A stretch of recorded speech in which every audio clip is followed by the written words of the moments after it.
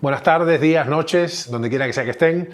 Gracias por acudir a este segundo encuentro de Ciencia para la Gente, en particular en el atractivo filón científico-técnico que es la bioregeneración. La longevidad extrema 2, que es como se llama este capítulo, concierne a ya un programa efectivo, o sea, cómo tomar pasos hacia una biogerontología intervencionista fundamentada en la evidencia científica. La diferencia salta a la vista cuando hay un sinnúmero de ofertas comerciales que dicen, claman algún beneficio en particular. Lo que vamos a estudiar en apretada síntesis es que no podemos ni siquiera abordar el tema de manera seria sin tener un sólido fundamento científico. Entonces, las cuestiones más relevantes o más exactamente, las intervenciones con sólido y riguroso fundamento científico son nuestro cometido de esta tarde o noche o día. Y les recuerdo, sin embargo, que el siguiente material didáctico tiene un fin estrictamente informativo y no constituye diagnóstico ni consejo terapéutico alguno.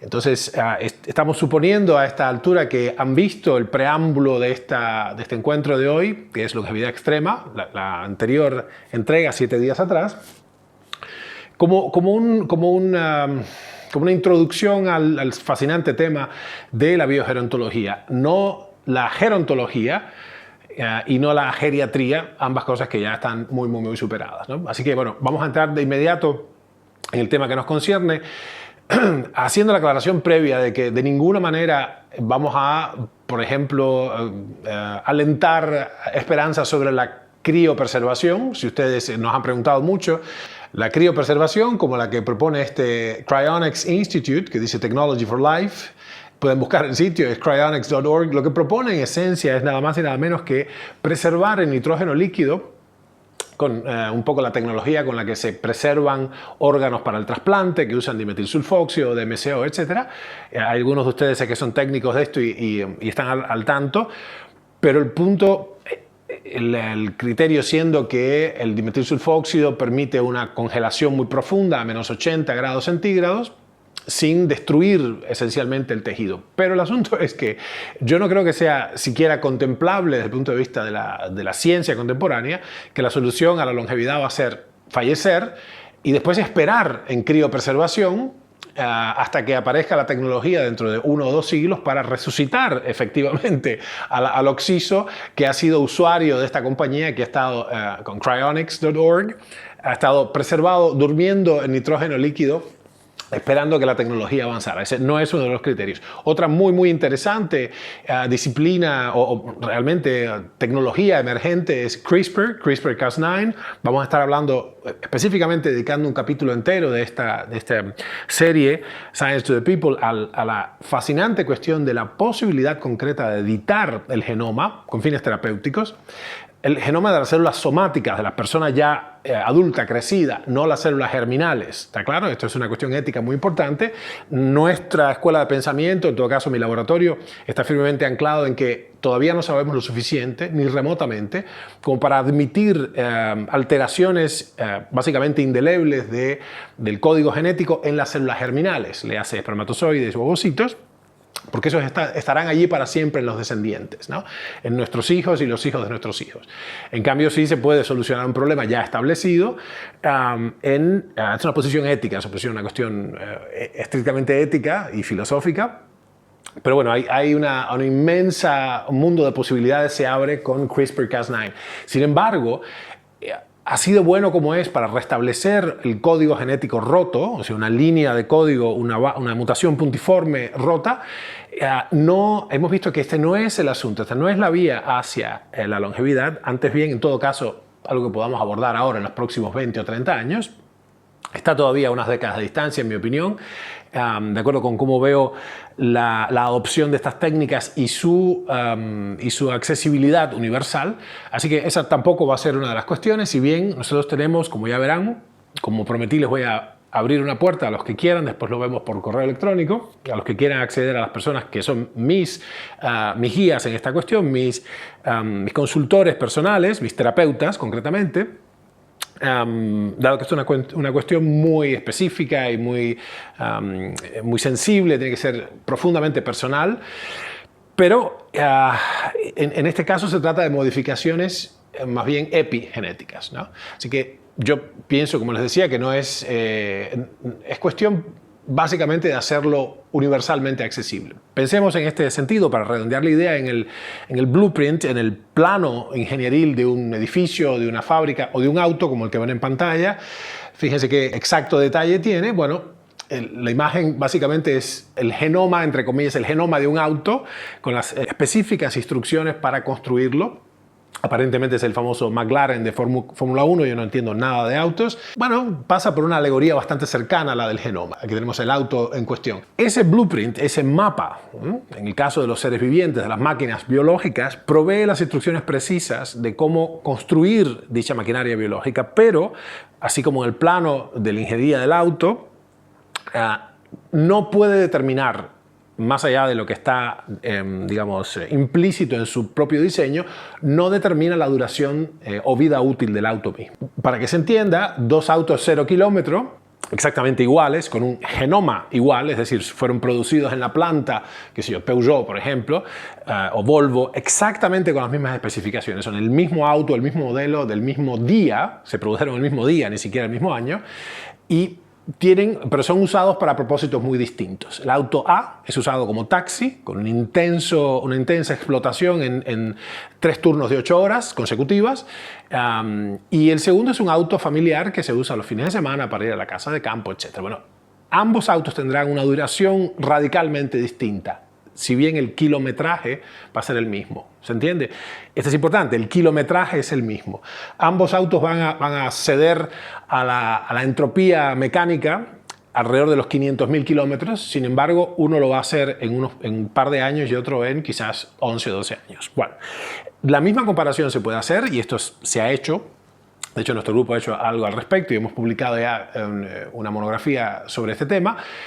La comparación entre animales superiores, ya vertebrados, por ejemplo el galápago, del cual conocemos bastante, y el azulejo, que se llama el mountain bluebird, donde en ambas especies, como ven en pantalla, se constatan la misma cantidad de latidos. Es decir, los individuos promedio de ambas especies ejecutan o disfrutan de la misma cantidad de latidos de su corazón en el curso de su vida. O sea, la totalidad de latidos es la misma. Sin embargo, aquellos animales cuyo corazón late velozmente, como el del azulejo, piensen en el zunzún, ¿no? El colibrí, viven vidas más cortas y agotan rápidamente, esto es un concepto resbaloso, agotan rápidamente su cuota de latidos, es decir, su dotación inicial o reserva primaria de vitalidad. Lo hago así con comillas porque este es un concepto parecido al del qi o chi o el an vital, el de los chinos. Los chinos tienen un nombre muy específico, es qing chi, la energía de la esencia, ¿no? Qing chi. Y parte de esto es la energía de la esencia es adquirida de los padres en cierta medida y proveniente de la energía de la alimentación, se llama kou chi, el chi de la boca, lo que viene de lo que uno traga, también energía del aire, etc.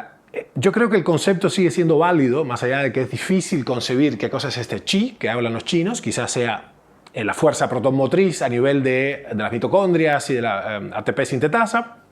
Es algo que tenemos que dilucidar, pero el hecho concreto es, validado por observaciones clínicas y epidemiológicas, es que podemos definir una suerte de cuota o dotación vital, de algo así como tesoro vital de la persona. Las personas parecen, como si fuera una vela o un acumulador, parecen gastar su energía a un ritmo u otro, y eso determina, más que la dotación genética misma, la intensidad del vivir, que es como se llama esta hipótesis, determina el largo de la existencia. ¿Se entiende? La intensidad del vivir determina el largo de la existencia. Antes habíamos hablado del metabolismo, etc. Bueno, vean por favor, ya les habíamos indicado este post nuestro, este blog, se llama Longevidad Máxima, relacionada con la doctrina del ritmo de vida. Y ya que están, vean Testosterona al Rescate, que está abajo, donde se elabora el tema de los eunucos y los castrati, y este muy interesante asunto. Habíamos hablado en algún momento de la castración química. En unos minutos más vamos a ver a qué me refiero, con qué observaciones cuento para ello. Y vean finalmente, redondeando la idea del blueprint o el mapa de construcción de un auto como si fuera el genoma del auto, o inversamente, el genoma como el libro de recetas de cocina o el mapa para la construcción de la maquinaria biológica. Este Buick de 1959 es un auto que todavía rueda en Cuba. Esto es una foto de mi país natal. Y esto es decir, tiene 60 años este auto, sobre la base de, bueno, intensas reparaciones y continuas reparaciones, vamos a decir, analógicas en torno al plano, al blueprint original, o sea, al mapa original del auto, ¿no? Al diseño primario. Bueno, se está claro entonces que la cuestión no es tanto, o sea, ese auto ha sobrevivido muchas décadas a sus congéneres, por así decirlo, a sus coetáneos, a los autos, a los Buick de 1959 que se hicieron el mismo día o el mismo año que él. Sin embargo, el tratamiento epigenético, digamos, entendiendo la alegoría, lo hizo llegar hasta acá, hasta el 2020, ¿no? Bien, semejantes intervenciones pueden ser hechas sobre la máquina humana, la máquina biológica, para alargar significativamente su vida útil, la vida útil de la máquina. Esto ya es posible, esto es tan reciente como 1997, la emergencia de nuevos conocimientos, el hallazgo, por ejemplo, de ciertos genes como SIRT, SIRT1, etcétera, las sirtuinas en general, y la maquinaria específica ya en biología molecular celular que nos permitía hacer estas intervenciones. Yo diría que es el advenimiento por primera vez de la biogerontología como ciencia en pleno derecho. El programa es tan sencillo, como ven ahí, como nutrición, suplementación y estímulos horméticos. El primero de los cuales en realidad tendría que estar al revés, es el entrenamiento, pero el entrenamiento es la hormesis, que vamos a ver en un segundo más. La hormesis es una idea más general que el entrenamiento. El entrenamiento siendo, en particular este shock, pequeño shock, corto e intenso, es uno de esos estímulos que pone en pie de guerra al sistema entero. Que tu alimento sea tu medicina, decía esta antigua declaración del padre de la medicina, pero quiero aclarar que por nutrición me refiero o sea, ¿qué tiene de especial la nutrición, más allá de la alimentación general de la población? Bueno, lo que preconiza este sistema es que la nutrición tiene que ser lo más densa posible. Y ahí vamos a ver la diferencia entonces de densidad nutricional. Lo más densa posible quiere decir con la mayor cantidad de micronutrientes posibles por cada centímetro cúbico de materia o por cada, 100 calorías de contenido, ¿no? Eso mezclado, porque el segundo asunto de la nutrición no es cualitativo, sino cuantitativo, es mezclado con una reducción significativa de las calorías. Significativa quiere decir algo así como 30% de restricción, de recorte calórico, según la información experimental muestra, en todas las especies, de hecho, inclusive los primates, como ya vimos, del monto calórico total que el individuo o el grupo de individuos tomaría si lo dejaran libremente. Esto se conoce como la dieta ad libitum, ¿no? Lo que ellos quieren hacer. Bueno, este es el concepto de nutrición en el contexto de un programa de intervenciones prolongevas. En esta sencilla fórmula, nutrición, suplementación y estímulos horméticos, el segundo punto, la suplementación, no es cualquier suplementación. Si bien hemos abonado el terreno muchos años nosotros en cuanto a la importancia del uso farmacológico de ciertas moléculas nutricionales, normalmente presentes en el medio interno, se trata acá de una selección muy específica de moléculas que están ya muy documentadas en su capacidad de producir un cambio interno muy interesante que de hecho vuelve hacia atrás el tiempo de alguna manera, hace retroceder el reloj biológico. El primero de ellos son los precursores de NAD, nicotinamida adenina-dinucleótido. El NAD creo que es muy conocido, bueno, ahora vamos a explicarlo un poquito más, pero son esencialmente niacina o vitamina B3, nicotinamida mononucleótido y nicotinamida ribósido. Nosotros específicamente pensamos que la niacina, ácido nicotínico o vitamina B3, es superior a la nicotinamida mononucleótido porque si bien en su biosíntesis, la biosíntesis del NAD está a 3 pasos de distancia en vez de a 1, como el NMN, la ventaja radica en que es una sustancia muy barata, muy conocida, súper segura y que además puede básicamente tener, al menos en humanos, los mismos resultados, el mismo impacto de lo que se llama un NAD booster, ¿no? NAD booster, o sea, un incrementador o un resurgidor, un revitalizador de esta enzima respiratoria fundamental. En segundo punto, el resveratrol, una sustancia muy interesante, que es su efecto fundamental parece ser que es un imitador de la restricción calórica. Acuérdense, la restricción calórica es la herramienta más, en singular, la herramienta más socorrida en el mundo de la bioregeneración, porque es una y otra vez en todas las especies testeadas, en mayor o menor grado, pero es la herramienta predecible y segura para producir prolongaciones significativas de la longevidad máxima, el maximum lifespan. Y finalmente los reguladores de mTOR, como otra categoría general, la metformina y la rapamicina, ¿no? Vamos a verlos después en detalle. La rapamicina ciertamente es un fármaco muy tóxico, la metformina no, ya es un genérico.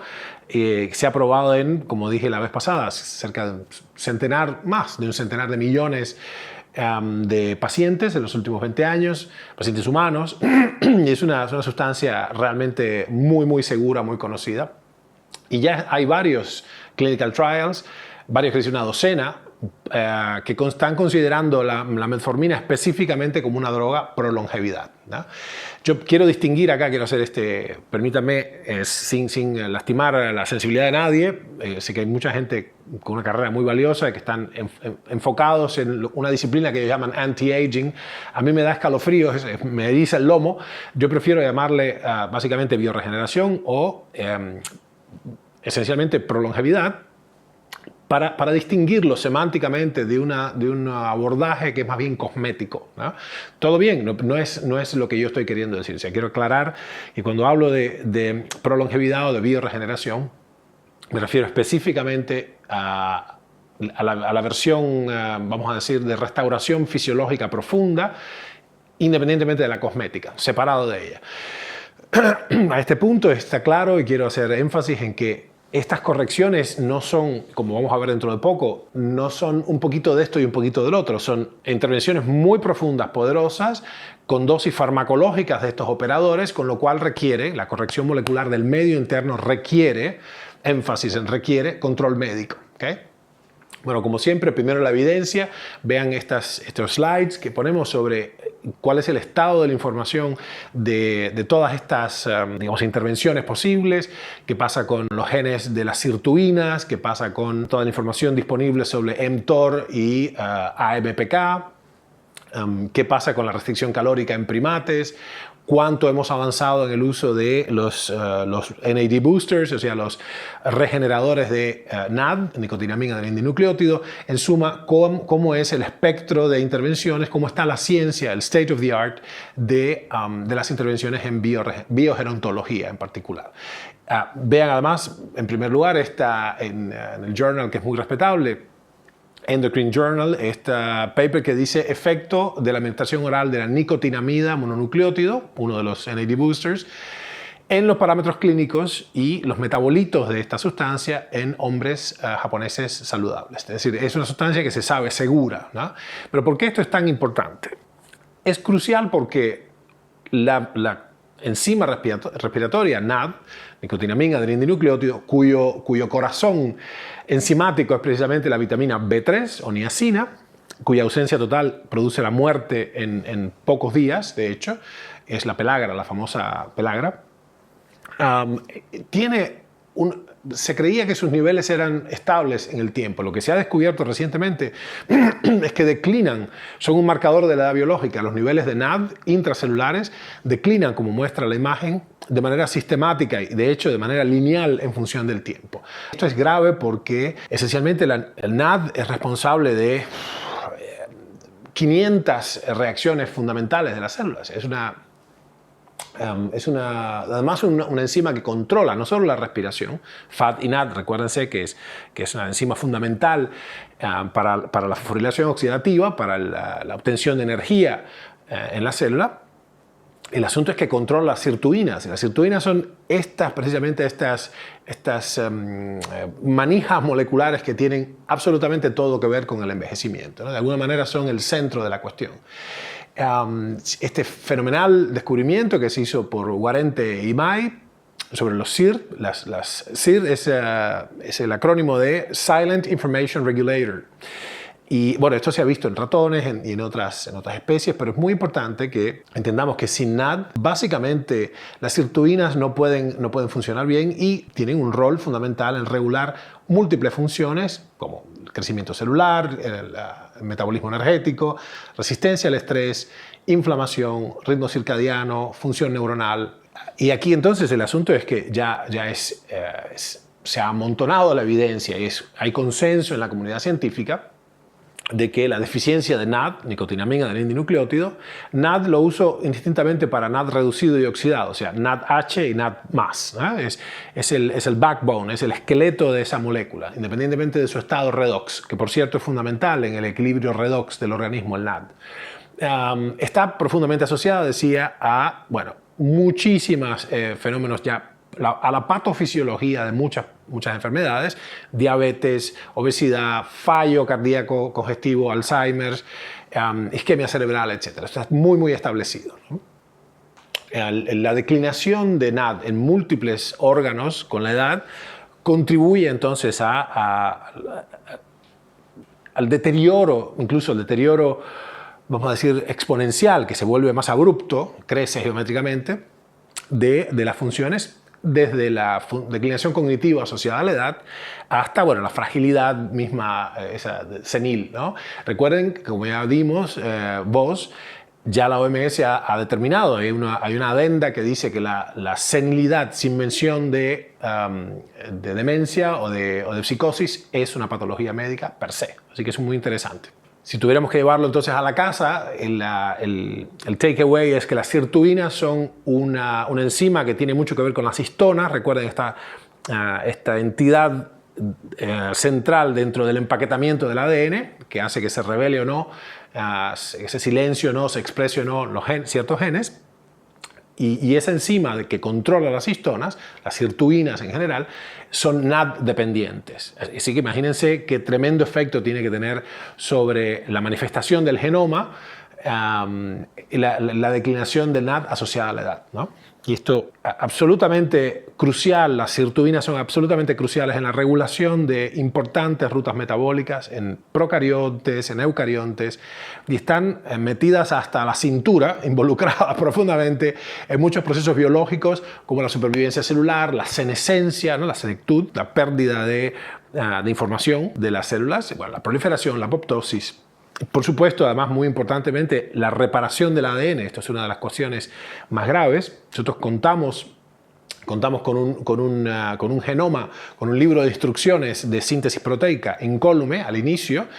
Cada vez que se produce una copia, es una copia fiel, perfecta, a nivel digital, recuerda que lo explicamos.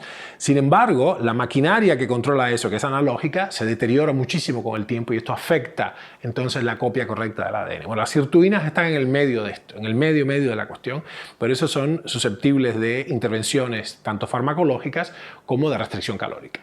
Como siempre alertamos, es importante no tomar esto que está diciendo este comunicador ahora, acá, este tipo, no tomarlo at face value, sino usar los recursos que estamos dando para validar lo que decimos con la información genética. Esto apareció en Clinical Epigenetics, es un paper relativamente reciente, del 2016, y relativo a las funciones y modulación de las sirtuinas de la química a la clínica. Interesante paper de estos muchachos de Italia. Considérese que 7 miembros de esta familia, las sirtuinas son toda una familia de enzimas reguladoras, entre otras cosas del ADN, justamente de las histonas, son de acetilasas de las histonas, son considerados dianas terapéuticas, blancos potenciales, targets, como decimos nosotros en farmacología, de tratamientos para patologías humanas, múltiples patologías humanas, incluyendo patologías neurodegenerativas, cardiovasculares, inclusive el cáncer. Así que es una interesante pieza de comunicación, es un resumen muy interesante, muy útil, que les recomiendo sobre las funciones biológicas de las sirtuinas. Hay otro más acá, y este es curioso y de hecho este es empoderante, se llama potencial terapéutico de las moléculas que suben el NAD, de las que regeneran el NAD, la evidencia in vivo. Lo interesante acá, esto está publicado en Cellular Metabolism, lo interesante acá es que ya hay evidencia in vivo, y esto no son estudios en cultivos celulares in vitro, sino se va acercando a la implementación humana, que de hecho, como ya vimos, hay un sinnúmero de clinical trials ya en curso y mucha evidencia anecdótica. Les paso un secreto. El secreto a voces. En los medios en los que yo me muevo, los medios de las personas que hacen ciencia fundamental, de las personas que están en la investigación, es tan abrumadora la evidencia de la seguridad de estas intervenciones y de la eficacia que mucho antes de que se hayan hecho, mucho antes de los clinical trials, los investigadores que están en este campo ya han estado suplementándose ellos a sí mismos y a sus familiares cercanos. Hay mucha evidencia anecdótica, es un poco gracioso porque todos lo confiesan, ahora es la época de confesión de la autoexperimentación en biogerontología, y uno tras otro hay una playa de investigadores que ya están en el laboratorio tomando, metformina, incluso sé de 2 que están tomando rapamicina, microdosis de rapamicina, ¿no? Que dijimos que es una droga muy seria y muy útil en todas las especies testeadas, pero nefrotóxica, es peligrosa. Pero bueno, ellos lo hacen. Así ya nos informarán cómo les fue. Fíjense de todas maneras que, de acuerdo con por lo menos mi pesquisa en la literatura científica, lo que hemos podido encontrar es que las dosis relatadas en la literatura hablan de entre 200 miligramos por kilo de peso por día a 500 miligramos de kilo de peso por día. Es decir, si eso lo escalamos entonces a un individuo de mi tamañazo, básicamente una personota como yo que pesa 97 kilos, no muy bueno, eso implica entonces 40 gramos de niacina por día. Bueno, pronto veremos que esto no es así. Vamos a hablar de la ley de Kleiber, que tiene que ver con cómo escala la tasa metabólica en función del peso corporal de las diferentes especies a lo largo de numerosas taxones, o sea, de grupos y subgrupos de especies. Por suerte, entonces, esto implica que mientras más grande es el cuerpo, menos intenso su metabolismo en relativo a la masa, con lo cual necesitamos cantidades mucho menores. Pero mucho menores no es 1 o 2 gramos, estamos hablando de 8 o 12 gramos. Esto lo hemos escalado muchas veces. Por ejemplo, un momento hace más de una década hicimos escalamos una dosis de nitrato de isosorbide, la nitroglicerina esa sublingual que se usa tanto para el langor pectoris, se usa en cardiología. Y había unos experimentos muy interesantes en ratones, en modelo murino, específicamente modelos de tumores implantados. Bueno, para poder escalar eso, la dosis resultante era una dosis casi 20 veces más grande que la que se usa en humanos en el contexto de la cardiología. Así que yo hice los cálculos y los comuniqué al grupo médico diciéndoles, bueno, la cosa viene difícil, si no fuera por la ley de Kleiber sería inaplicable este estudio, sería intrasladable el estudio de ratas a humanos, ¿no? Pero bueno, vamos a ver después la ley de Kleiber después del receso. Hace ya mucho que se conoce que la niacina o vitamina B3, que enfáticamente recomiendo que busquen y le pregunten a sus médicos por dónde venimos acá, se sabe hace mucho que es una droga formidable para la hipercolesterolemia. La hiperlipidemia, de hecho, esto está aprobado por la FDA desde 1997 para el tratamiento de la hiperlipidemia primaria, de la hipercolesterolemia. Es brutal el efecto, se lo baja de hecho muy rápido. El problema que tiene es doble. Número 1, es una vitamina, es un fármaco huérfano, no es una droga patentable, con lo cual no le interesa a la industria. Por eso se conoce como, orphan drug, ¿no? Y el segundo punto que hay acá es que tiene una característica que tomando una cantidad suficiente uno se pone colorado durante media hora o 1 hora incluso a veces. A veces no, a veces sí. Es completamente inocuo, esto tiene que ver con la liberación de histamina, entre otras cosas.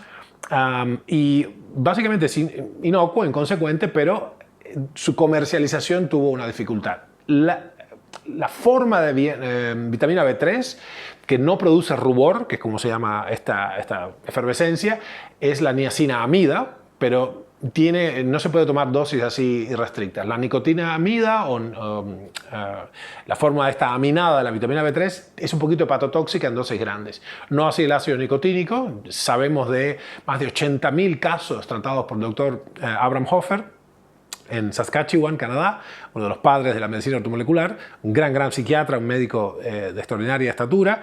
con muchos papers publicados en revistas prestigiosísimas, describiendo el tratamiento con dosis de entre 5 y 20 gramos de niacina, ácido nicotínico, en individuos con diversas patologías, fundamentalmente esquizofrenia. Así que bueno, esto no hay ninguna duda. Lo que ha pasado es que más allá de la aprobación inicial de la FDA, está habiendo entonces, hay mucha evidencia disponible de que empieza a ser útil la niacina o el ácido nicotínico para cosas como el acné, el lupus, el eritematoso sistémico, las nefropatías, el Alzheimer en general, la esquizofrenia ya mencioné, diabetes, un cierto tipo de carcinoma del pulmón que es NSCL, Non-Small Cell Lung Cancer, y obesidad, por supuesto, dislipidemia ya mencioné, esteatosis hepática no alcohólica, interesante, ¿no? Y incluso ciclemia, lo que acá creo que en el mundo de habla hispana llaman anemia de las células falciformes, ¿no?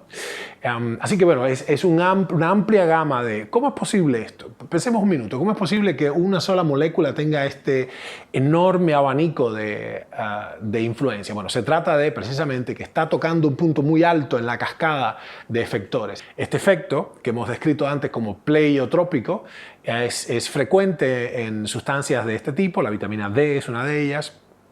Así que hay que tener ojo avisor, porque cuando una sustancia es, el ascórbico por supuesto, el ácido ascórbico, cuando una sustancia es tan amplia en su efecto e intervienen tantos decenas o centenares de reacciones, estamos en presencia de un efector de una suerte de panacea universalis, de un efector de mucho poder fisiológico. Y ha querido la vida que sea un fármaco huérfano, una droga, una sustancia, de hecho, que puede usarse en grado farmacológico como droga, pero que va a ser universalmente accesible y baratísima, es un commodity, porque básicamente no se puede patentar. ¡Yay!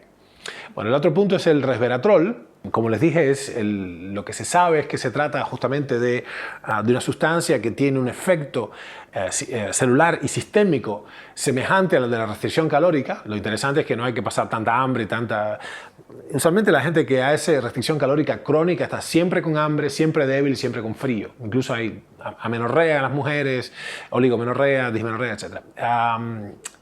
Hay una cuestión ahí con el poder. Entonces, o uno está muy fuerte y potente y caluroso y sudoroso e impetuoso, o está delgado, flaquito y arrastra los pies. Hay que ver cómo quiere vivir uno, ¿no? Fast and Furious, rápidos y furiosos, o largo y aburrido, despacio y aburrido, una cosa así.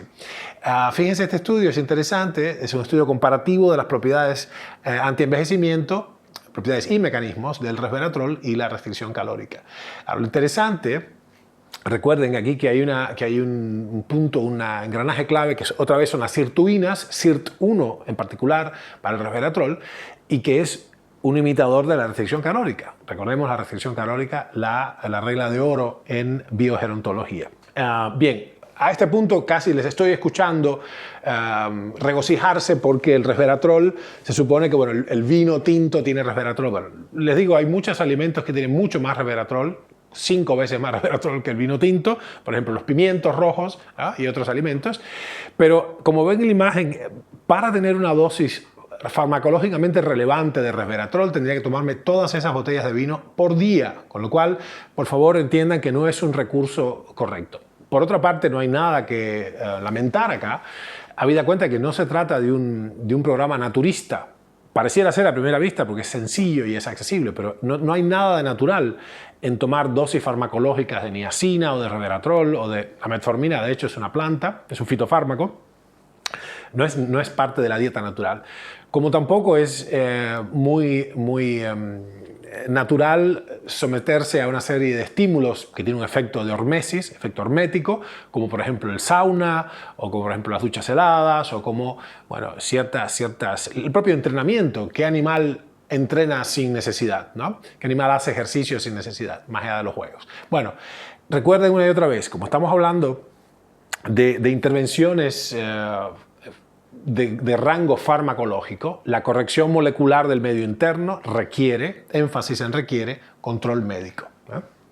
Bueno, en esta lista finalmente están los reguladores de mTOR. Recuerden, M es de mammalian o mamíferos, o también en otra descripción mechanistic. Entonces es dianas mecanísticas de la rapamicina o dianas de la rapamicina en los mamíferos, en todo caso mTOR, Mammalian Targets of Rapamycin. Y eran, recuerda, la rapamicina venía de Rapa Nui, etc. Los rapálogos en general, la familia de sustancias análogos de la rapamicina, tiene un efecto tremendo en muchos modelos animales de longevidad. Pero tremendo quiere decir viven 300, 400% más, 500% más. Imagínense un ratón que vive 5 veces más que el resto de sus congéneres.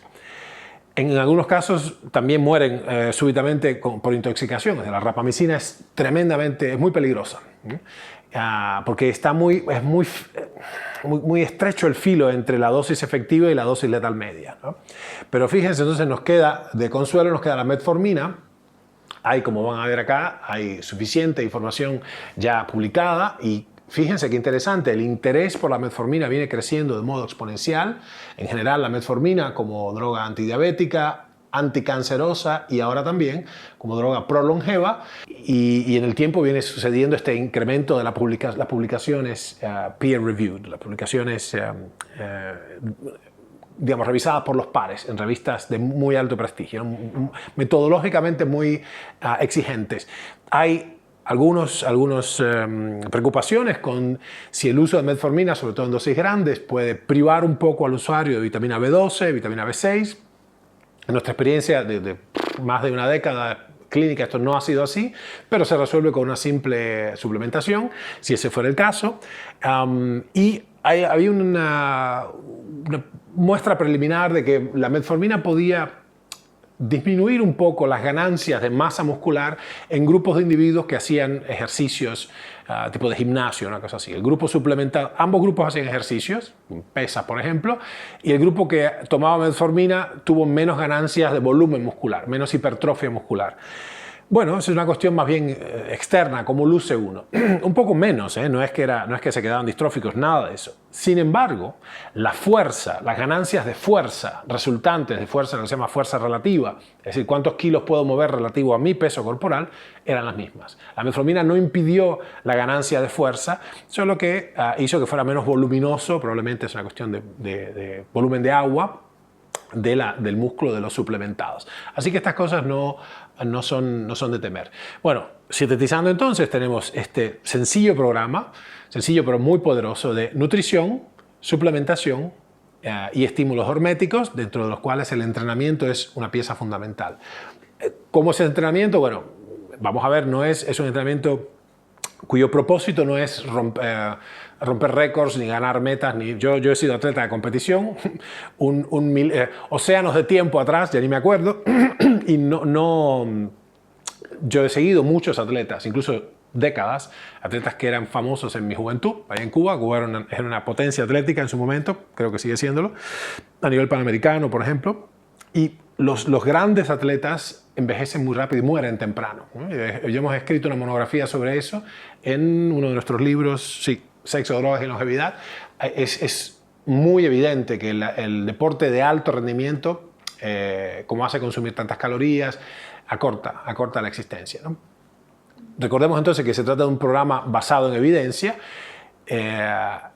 y que es tan simple como lo que he descrito: nutrición, suplementación, entrenamiento, sauna, etc. Pero requiere supervisión, porque son demasiado vagas y generales. Las declaraciones que estoy haciendo yo son no impracticables de ninguna manera, pero son muy genéricas. Y esto ya vimos que esto es, en términos de distribución estadística, la distribución normal, esto puede ser 80% cierto para el 68% de la población. O sea, útil para una fracción de la población. Una fracción considerable, pero se trata acá de hacer una medicina personalizada. La medicina individualizada requiere enfáticamente una atención muy específica, muy exquisita, y numerosas pruebas de laboratorio con un profesional médico competente, y que en el tiempo sea posible rediseñar, reconfigurar, hasta optimizar. Esto puede tomar entre 3 y 9 meses, un programa individualizado, ¿no? Requiere entonces evaluación cuantitativa y cualitativa. Esto requiere, ¿cómo sabemos si nuestro programa de biogerontología, si nuestras intervenciones prolongevas están teniendo efecto. Voy a esperar los próximos 40 años para darme cuenta, caramba, no era bueno el programa, o qué bueno es el programa, uno de los dos. No, nosotros tenemos que tener alarmas tempranas. Se sabe entonces que hay marcadores de la edad biológica, y eso es lo que les estoy proponiendo en el futuro que hagamos, para definir, cuantificar y cualificar, por supuesto, el estatus actual de mi organismo, cuál es mi edad biológica, para entonces tener un feedback temprano, una retroinformación de cuán buenas o cuán lerdas están siendo mis intervenciones biogerontológicas, ¿no? Bueno, vamos a ver entonces ahora, vamos a tomar un pequeño recesito para ir al baño y cuando volvamos vamos a explorar un poquito más el programa de intervenciones y en particular el concepto de hormesis. Bueno, nos vemos en un rato. Bienvenidos de vuelta. El concepto fundamental de esta otra parte del programa de intervenciones, que es la hormesis, es bastante sencillo de explicar. Yo creo que es intuitivamente comprensible. Sin embargo, debo aclarar que en lo profundo de los sistemas biológicos, en lo profundo de su explicación, hay un vacío. En el fondo no se sabe todavía, la explicación mecanística permanece elusiva, ¿no? Lo que podríamos decir, siguiendo la historia de Friedrich Nietzsche, es de alguna manera la hormesis podría sintetizarse diciendo que en esta batalla que es la vida, todo lo que no me mata me hace más fuerte. Pero ¿cómo es técnicamente? Bueno, imagínense que tengo, es un comportamiento paradojal, bifásico de alguna manera. Un mismo estímulo, en función de la dosis, un mismo estímulo puede producir un efecto inhibitorio en una dosis y en una dosis que puede ser 3 órdenes de magnitud más grande, 1000 veces mayor, un efecto paradojalmente excitatorio. Por ejemplo, 2 miligramos de Valium producen sedación, 5 más. 10 miligramos de Valium, mucha sedación. 15, bueno, depresión respiratoria. 20, profunda depresión respiratoria. Ahora, 200 miligramos de Valium producen una crisis excitatoria de manera completamente paradójica. Esto es hormesis. Y lo que se ha visto es que hay, en pequeñas dosis, los venenos, los ataques, los estímulos, los golpes, el calor, el frío, el ayuno, parecen estimular sistémicamente a los organismos vivientes. Parece ser una expresión de los sistemas complejos donde lo que no nos mata nos hace más fuertes. Bueno, entonces se vio que de alguna oscura y todavía no explicada manera, estos retos, como dije, la sauna, lo que los rusos llaman baña, los antiguos soviéticos, las duchas heladas, por ejemplo, o la inmersión helada corta, no la hipotermia que conduce al deceso, de hecho, o la quemadura por el otro lado, y ciertamente los ayunos cortos y estremecedores, no la depauperación crónica, no la hambruna crónica, sino los ayunos, la hambruna aguda, vamos a decirlo, y los entrenamientos que no desgastan, sino los entrenamientos cortos y vigorosos y que estremecen el sistema del organismo como si estuviera peleando por su vida, entiéndase. Se ha visto que producen una mejoría sistémica. Esto nos recuerda un poco el síndrome de adaptación general, bueno, justamente uno de los, yo diría, los maestros, los iniciadores de hecho, quien acuñó el término estrés, Selly-Janos, es rumano, Hans Selye para el resto de Occidente, y lo que se vio es que en la medida que yo puedo hacer pequeños desafíos, pequeños retos a la resistencia sistémica de un organismo, puedo subir, el organismo entra en crisis momentánea, se adapta y sube su umbral de resistencia. Esa va subiendo la segunda fase, la fase de resistencia, va subiendo su capacidad de tolerar toda clase de estímulos y ataques, ¿no? Esto es una capacidad general, como fue lo que llamó a Selly-Janos, a Hans Selye, lo que le llamó la atención a Selly-Janos, decía, en principio es esta característica global y medio general de sentirse medio enfermo. En Cuba dice, tengo el cuerpo cortado. ¿Qué te pasa? No me siento bien, estoy medio mal. Bueno, eso, basado en las suprarrenales, el cortisol, la adrenalina, todo un fenómeno sistémico de resistencia, ese sentirse enfermo es uniformemente igual para todos los patógenos, ¿no? De la misma manera, por ejemplo, en la respuesta fisiológica de adaptación al ejercicio es un claro ejemplo del síndrome de adaptación general, descrito por Hans Selye. Pueden googlearlo como GAS, G-A-S, General Adaptation Syndrome. Bueno, y en este caso se ha visto que en pequeñas dosis el veneno fortalece de alguna manera. Bueno, esto por supuesto, nuevamente, es demasiado profundo e importante para que lo hagamos folclóricamente amateur. Hay que hacerlo en manos de un profesional. Así que no se automediquen. Yo tenía una maestra que decía: el que es médico de sí mismo tiene un idiota por doctor. Así que bueno, en medio de esta disquisición acerca de una intervención, de un programa de intervenciones biogerontológicas, resulta que nosotros teníamos un concepto que habíamos propuesto en mi laboratorio hace unos 15 años ya, que es el concepto de peak vitality, vitalidad máxima, ¿no? Como ven ahí. ¿Por qué es esto? Porque ese sería el patrón oro contra el cual reflejar el estado del organismo. En este caso, por ejemplo, se sabe que, ahí ven en la imagen, por ejemplo, en pantalla, un gráfico específico de la vitalidad máxima, el peak vitality, en tanto el contenido de colágeno de la piel. Fíjense, y esto se conoce como el efecto Venus, hablando de términos de una intervención de reposición hormonal bioidéntica con los estrógenos y todo esto, ¿no? Esto nuevamente es delicado, es un hielo delgado, pero fíjense lo interesante, que declina los estrógenos, más o menos hace un pico a los 27 años en promedio, más o menos 3, algunos a los 24, otros a los 30, pero declina dramáticamente la cantidad, la concentración plasmática de estrógenos, y tisular también, por supuesto, y entonces con una gran correlación el contenido de colágeno de la piel declina igualmente. Bueno, este es el concepto de peak vitality.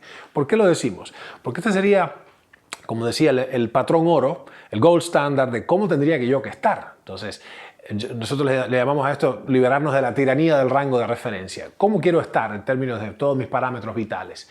¿Normal para la edad o excelente como cuando tenía mi peak vitality? Porque yo quiero estar como cuando tenía 27, ¿no?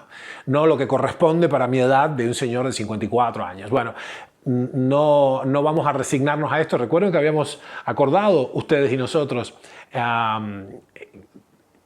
definir, acusar incluso a la vejez como una patología, como una enfermedad. Por lo tanto, no la voy a dejar estar así nomás. Uno no deja una enfermedad sin tratamiento, sino vamos a atacarla vigorosamente con medicina basada en la evidencia. Bueno, el punto acá es, sin medir cuantitativamente la edad biológica, sin cuantificar el grado de deterioro, contra el patrón oro de cómo era yo a los 27, es muy difícil decir con seguridad, como les decía, si un programa de rejuvenecimiento o biogerontología está funcionando o no. ¿Ah? Bueno, veamos ahora un minutico la cuestión del metabolismo. Es muy relevante. La ley de Kleiber, que es lo que describí antes, amenacé con explicar, vamos a ver ahora, la ley de Kleiber explica muchos fenómenos profundos y de hecho un misterio en la biología. Esta ley, expresada como van a ver ahora recién, se sostiene, es verdad, a lo largo de 26 órdenes de magnitud, o sea, desde organismos microscópicos hasta los grandes cetáceos, los más grandes animales que existen hoy en el planeta. Pero eso es para las especies. En nosotros, sin embargo, tiene perfecta correlación con lo que estamos tratando, con el tema, quiero decir, de la longevidad máxima permisible para la especie humana hoy día, salvo que editemos la telomerasa, por ejemplo, los genes que determinan la actividad de la enzima que repara los telómeros, right? Y lo que es pertinente es entender el fenómeno de la intensidad metabólica, algo así como el fuego que hemos dicho, el fuego de la vida, ¿no? En la hornalla que puedo prender más fuego o menos fuego, para prolongar la existencia. Vean los dos ejemplos. Por un lado tengo a un superatleta que levanta el fuego y es una pantera negra, es una bola de músculos y de impulsos nerviosos, y por otro lado tenemos entonces a un monje taoísta que toma el rocío de la mañana, medita y respira lentamente, como los grandes quelonios que nos gustan a nosotros en Galápagos. Vamos a ver el video entonces de la ley de Kleiber. Recuerden, Hans Kleiber, el que escribió El fuego de la vida, uno de mis libros preferidos, es una extraordinaria herramienta para comprender el metabolismo en los seres vivientes.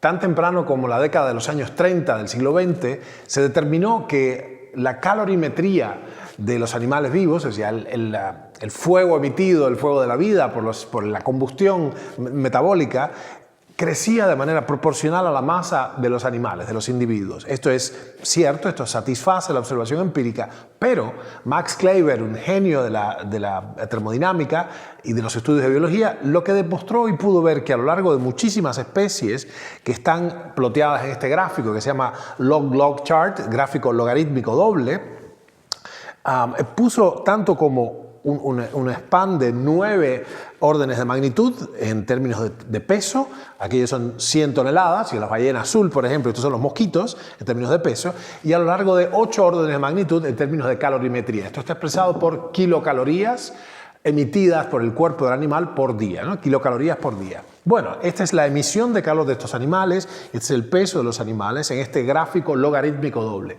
Logaritmo, recuerden, es una socorrida herramienta matemática, en este caso de base 10.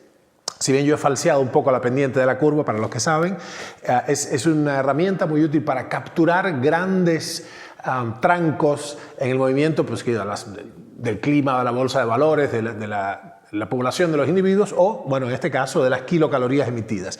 Nos sirve para capturar grandes magnitudes. Como ven acá va de 0.1 kilocalorías por día a, bueno, 1.000.000 de kilocalorías por día. El caso de la ballena azul coincide. Pero, ¿qué es lo interesante? La línea verde es la línea del peso que crece, o tendría que crecer en realidad, de acuerdo con esta fórmula, de manera proporcional, linealmente con la tasa metabólica, pero no es así. La tasa metabólica crece en un exponente que es exponente de, bueno, 3/4, por eso la ley de los 3/4. Es decir, la tasa metabólica basal es proporcional a la masa del animal elevado a la potencia de los 3/4. Como podrán notar, si llevamos esto a la pendiente de la curva de slope, en realidad es 0.75. Esta es una pendiente más empinada, pero lo hice para adaptarme a la pizarra. En todo caso, esta asombrosa ley, la ley de los 3/4, que esencialmente se cumple en todos los niveles de la biología, nos resuelve un problema fundamental. Y es aquí el cual es. En términos de transferir o adaptar a nuestra especie o especies más grandes los hallazgos experimentales in vivo en especies menores, por ejemplo en anélidos o en la mosca de las frutas o en ratones, lo que nos permite esto es entender que las dosis que son efectivas in vivo en especies menores deben ser trasladadas teniendo en cuenta el factor de la ley de Kleiber a nuestra especie. Por suerte esto es así porque, pongamos el ejemplo de un ratón, o sea, las dosis de niacina, por ejemplo, que han probado ser eficaces para subir los niveles de nicotinamina adenidinucleótido, de NAD, en ratones son algo así como 300 miligramos por kilo de peso. Para cada animalito. Eso sería, en mi tamañazo, que peso 97 kilos, sería algo así como 40 gramos de niacina por día. El ácido nicotínico es la vitamina B3, produciría un rubor enorme. Yo creo que serían niveles tóxicos para mí. Si bien se han explorado en humanos, y hay una enorme experiencia del doctor Abraham Hofer y muchos otros PhD, compañeros de él, gente de muchísimo nivel en Canadá, más de 80.000 pacientes psiquiátricos han sido tratados con dosis heroicas de niacina o ácido nicotínico. No niacinamida, es una forma hepatotóxica en dosis grandes, pero sí con la vitamina B3 normal. Pero para los efectos de bioregenerativos con la vitamina B3 o ácido nicotínico o niacina, cuando nosotros extrapolamos de la especie de los rodentes, de los roedores a nuestra especie, la cantidad no es tan heroica. Es algo así como quizás 20 miligramos por kilo de peso, con lo cual ya es más fácil tomar 4 gramos, la resultante sería 4 gramos por día o incluso puede que menos. Bien, hay aquí la cosa, miremoslo así, con esto redondeamos la idea, un ratoncito que come, supongan, 4 gramos de alimento por día para sostener su trabajo calórico, sus necesidades calóricas, comparado con un gato puede ser 100 veces más grande. Sin embargo, no necesita 100 veces más comida. En vez de 4 gramos, no necesita 400 gramos. Necesita 30 veces esa cantidad de alimento. ¿Se entiende? O sea, el gato es 100 veces más grande, pero solo necesita 30 veces más alimento. Quiere decir que se ha expresado la ley de Kleiber o ley de los 3/4 en tanto las necesidades calóricas o la tasa metabólica del gato, bueno, no han crecido de manera lineal, sino proporcional relativa a la ley de los 3/4. Bueno, esto es un alivio porque quiere decir que podemos trasladar a la especie humana exitosamente los hallazgos positivos de suplementación con estos fármacos activadores de las sirtuinas y de la nicotinamida del indinucleótido sin estar ni siquiera cerca de la dosis letal media de estos efectores interesantes, las moléculas tan valiosas. Bueno, queda zanjado. Bueno, pues eso fue. Quisiera hacer énfasis entonces ahora en cuál sería nuestra perspectiva más moderna de esto. Bueno, podríamos llamarles, sugerimos, la reprogramación epigenética. De hecho, hemos contribuido varios capítulos de una disciplina muy difícil, la oncología clínica, donde hay claramente, y son varios laboratorios trabajando en esta dirección, claramente en las células cancerosas, en las células tumorales, hay una profunda, extensa reprogramación del metabolismo energético, ¿no? Esto es, el genoma se pone a hacer cosas que el epigenoma le fuerza a hacer. Los genes están ahí, los genes para las enzimas respiratorias o las fermentativas están siempre ahí, están presentes, la información sigue estando presente en ambos casos, pero el aparato replicatorio que está fuera del núcleo comanda la expresión o silenciamiento de uno u otro gen según sea su necesidad general. Bueno, en este sentido entonces podemos hablar de dos disciplinas o dos facetas de una intervención que les repito es una intervención emergente, ya más técnica. Nosotros hemos construido un sistema para ejecutar a lo largo de la vida esto. La primera de ellas es la nutrigenómica y por supuesto de la mano la farmacogenómica y básicamente se trata de reparar el sistema analógico de lectura del ADN. Si se acuerdan, habíamos hecho esta analogía entre el CD o el DVD, que tiene una información estrictamente, es perfecta su copia, es digital, pero el cassette no, es analógico, entonces hay dificultades en la lectura, se pierde fidelidad en las generaciones,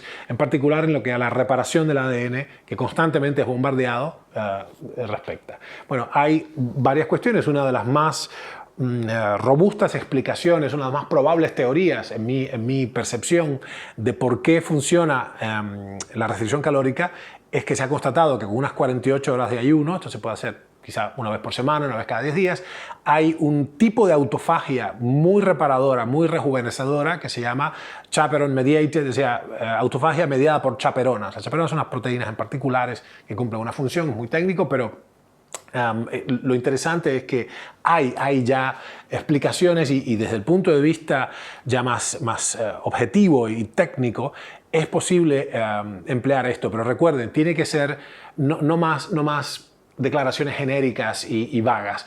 Esto tiene que hacerse estrictamente individualizado, ¿okay? Porque hay polimorfismos, es decir, variaciones subletales, medio que desconocidas o no descritas de cada uno de los genes que hacen que lo que para mí sea un veneno, para otro sea una panacea. Entonces esto tiene que definirlo un estudio preciso, farmacogenómico y nutrigenómico, y después tiene que tener una aplicación a lo largo de la vida guiado por profesionales competentes. Bueno, aquí viene un punto muy interesante que es el de la reposición hormonal bioidéntica.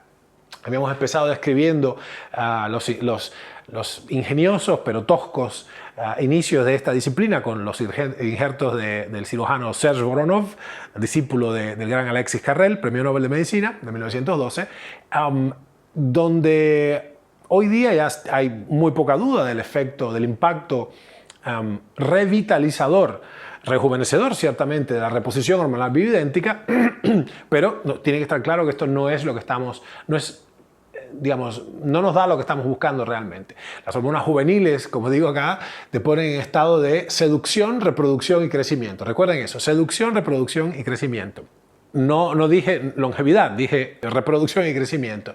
Está muy claro, ¿no? Está muy claro que declinan ferozmente, brutalmente incluso las hormonas juveniles, las hormonas de la sexualidad, de la reproducción, de la seducción, con el paso del tiempo. Lo cual no es... Esto es una declaración indiscutida. O sea, un signo de la edad biológica, del envejecimiento, es la declinación de las hormonas sexuales. Fantástico. Y la hormona de crecimiento, fundamentalmente también. Es la que primero suena, la que primero se cae. Pero la verdad, o sea, lo inverso no es real. Por el hecho de reponer las hormonas, no vivo más tiempo. Lo que sí puede ser es que entonces viva mejor. Y ahí es donde consiste, yo pienso que sí sube, como vimos en el caso de los antioxidantes, en especies inferiores, menos complejas que nosotros, vertebrados pero inferiores al fin, roedores por ejemplo, que el grupo tratado con antioxidantes no tiene incrementos de la longevidad máxima. Lo que sí tiene es que se incrementa el promedio, el número de los sujetos experimentales que llegan a la edad máxima destinada para la especie. Es decir, los antioxidantes mejoran la vitalidad y impiden las muertes tempranas, pero no prolongan la longevidad máxima. Mutatis mutandis, en el caso de la reposición hormonal bioidéntica, con excepción de los horrores de la prolactina, que la hiperprolactinemia hay que combatirla ferozmente, enérgicamente, reponer hormona de crecimiento, progesterona, estrógenos y testosterona realmente hace muy bien. Incluso impide muchos de los achaques de la edad. Yo le escuché decir a un gerontólogo hace unos 20 y pico de años, es decir, la más segura intervención para prolongar la vida es aguantarse de la baranda, quiere decir de la baranda de la escalera, porque como gerontólogo al fin, uno de los eventos más difíciles y seguramente mortales de la tercera edad son las caídas, las roturas del fémur, que conducen a, bueno, desde coágulos en los pulmones hasta, por supuesto, confinamiento a la cama. Entonces hay escaras de decúbito, bueno, las neumonías, empieza a ser todo peor, ¿no? Y empieza la fragilidad, la invalidez. Bueno, esto es horrible, pero lo que es interesante es que la combinación de reposición hormonal y entrenamiento de fuerza, no de resistencia, de fuerza, power training, garantiza entonces llegar por lo menos hasta que los telómeros se me acorten definitivamente, ¿no? Morir joven a los 90 sería. Fíjense, por favor, si pueden, este blog que pusimos se llama La hormona de la muerte, es una descripción de una hormona que se creía, Donald Denkla pensaba, un brillante experimentador, pensaba que había una hormona en la fracción de la prolactina, una hormona hipoficiaria del grupo de la prolactina, era prolactino relativa o prolactinoide, que detonaba en los tejidos un decremento súbito del uso del oxígeno y por tanto era un poco la señal de que había que morirse. Después se vio que eso no era exactamente así, pero es una interesante reflexión. Entonces, la reposición hormonal bioidéntica tiene perfecto sentido para preservar la vitalidad y la salud, pero está sabido que no extiende la longevidad máxima de nuestra especie, así como está. Fíjense entonces, estos son dos muestras, esto es un corte transversal de la pierna a la altura del muslo, ese hueso que ven es el fémur, y son dos personas que son de igual edad. Sin embargo, uno es una persona entrenada, hace entrenamiento de fuerza, fíjense que saludable y juvenil se ve, por eso se dice young, healthy, tight muscle, y qué mal se ve ese muslo, digamos, sarcopénico. Y bueno, lo interesante es, el catch acá es que se trata de dos personas de idéntica edad cronológica, pero no de la misma edad biológica. Fíjense estas personas que son todas tienen 70 y algo, entre 70 y 75, y qué diferencia hay entre este señor tan entrenado, tan sólido, tan fuerte, y el otro. Bueno, este es uno de los grandes enemigos de la salud y la longevidad, la sarcopenia, que viene de la mano entonces de la osteopenia y de la osteoporosis, y de hecho la induce un poco, es uno de los grandes enemigos. Así que esto hay que, recuerden, entrenamiento de fuerza. Yo veo personas mayores haciendo estos largos trotes, trotan 1 hora, es un error metodológico, no soy yo quien para darle un consejo a nadie, no es mi función, pero de una conversación le puedo decir lo que yo hago, lo que yo creo, pero yo creo que los médicos tienen que desasnarse de esto que está pasando, porque toda la evidencia, por lo menos la que yo tengo acceso, la evidencia en la literatura científica claramente apunta a que hacer ejercicios de fuerza, no de resistencia. Y la optimización cardiovascular sucede secundariamente al ejercicio de fuerza, que cuando uno hace entrenamiento de fuerza combinados, es un ejercicio cardiovascular también, ¿right? Es muy interesante que este tipo de trabajo, por ejemplo, en términos de medir la edad biológica nuevamente, la capacidad de trabajo, por ejemplo, la capacidad máxima, hay una fórmula que ustedes habrán escuchado por ahí, es 200 menos la edad, si les suena, en términos de cuál es el ritmo cardíaco máximo exigible a una persona de acuerdo con su edad. Bueno, en las personas, uniformemente, las personas que están en este programa, mis familiares, camaradas, amigos, gente que ha entrado en el programa que les digo de biogerontología, tienen, por ejemplo, 190 de capacidad de trabajo a los 57, cuando tendría que tener 200 menos la edad, ¿no? Quiere decir que ahí ya se ve un corazón joven en un individuo cuyo DNI dice otra cosa. Bueno, cuando mencionamos antes a los eunucos chinos y los africanos, a los castrati también, hablamos de la castración química.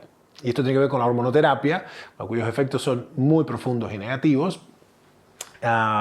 El punto acá es, de alguna manera, entender, bueno, una cosa que está dolorosamente clara en la literatura es que el nivel de testosterona parece paradójico porque se ha visto que hay un beneficio en la inhibición hormonal, beneficio en términos de bajar el PSA, el antígeno prostático específico, con inhibición con drogas como Androcur, por ejemplo, inhibición química, digamos, una suerte de castración química, una anulación química de la testosterona en los varones con cáncer de próstata. Pero después parece que esto es específicamente con el PSA. Es poco claro si esto verdaderamente contribuye a la curación o no. Pareciera ser que no.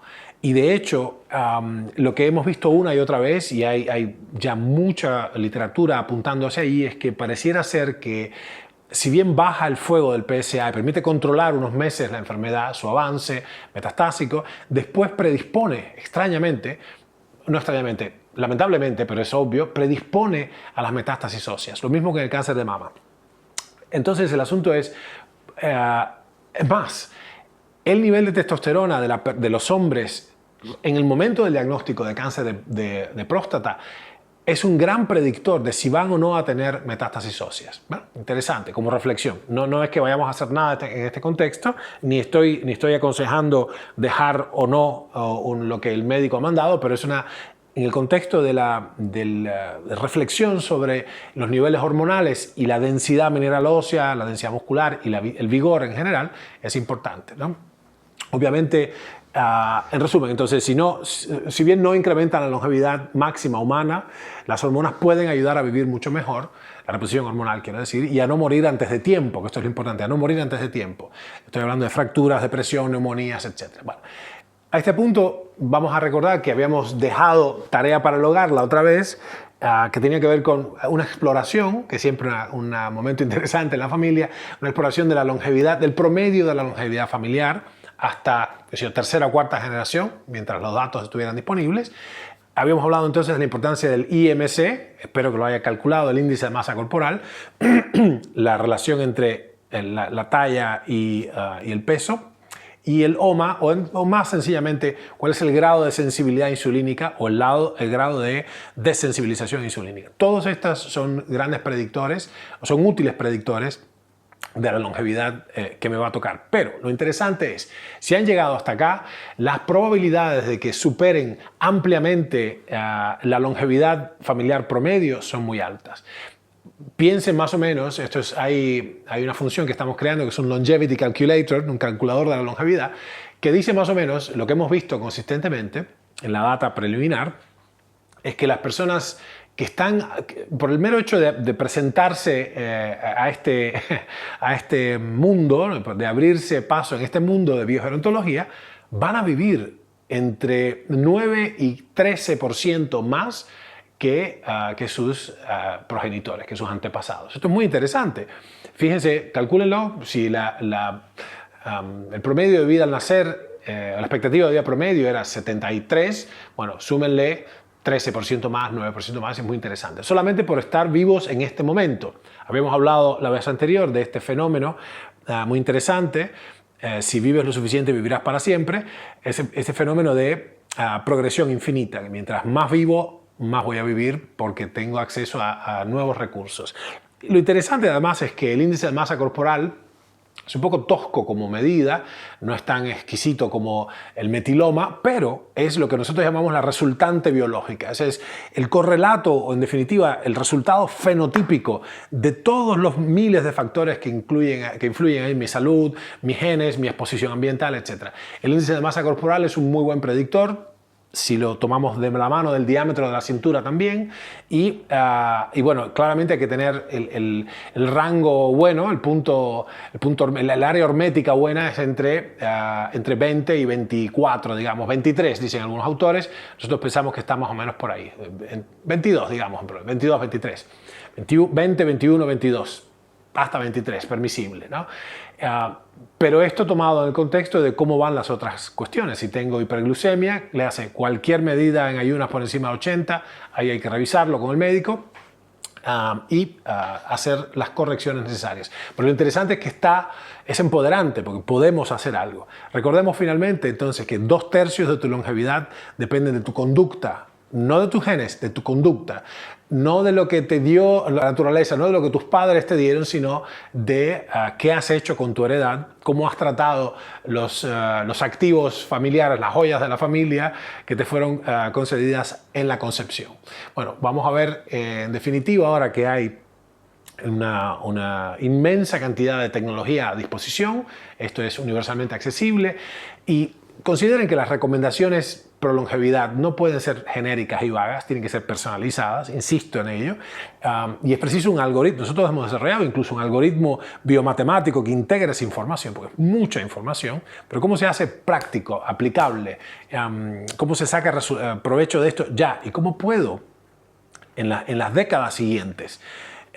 Yo diría menos, en los lustros siguientes, en periodos de 5 años, ir incrementando sistemáticamente mi grado de control sobre los factores fundamentales que definen la salud y la longevidad, ¿no? En este sentido, entonces, cerraremos diciendo que hay ya todo un avance formidable en la ciencia en cuanto a los progeroides, que le hemos dado en llamar, aquellas actividades que envejecen, el fumar claramente es una de ellas, y gerosupresores, aquellas intervenciones, usualmente bioquímicas, pero ya vimos que los choques horméticos también lo son, que son lo que en inglés se llama senolytics, es decir, son sustancias o intervenciones que disminuyen la senilidad, ¿no? Algo muy interesante para quien está interesado en esto. Bueno, vamos entonces a cerrar ahora conversando un poco sobre las intervenciones, para que no queden en el olvido, sobre las intervenciones estrictamente moleculares que hemos descrito acá.